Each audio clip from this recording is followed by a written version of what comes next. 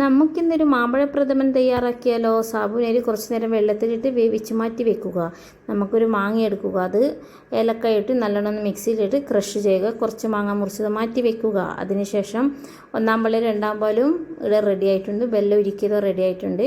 എല്ലാവരും ഈ മാമ്പഴ പായസം ഒന്ന് ട്രൈ ചെയ്യാൻ മറന്നു പോകരുത്. ഒരു പാൻ അടുപ്പിൽ വെക്കുക.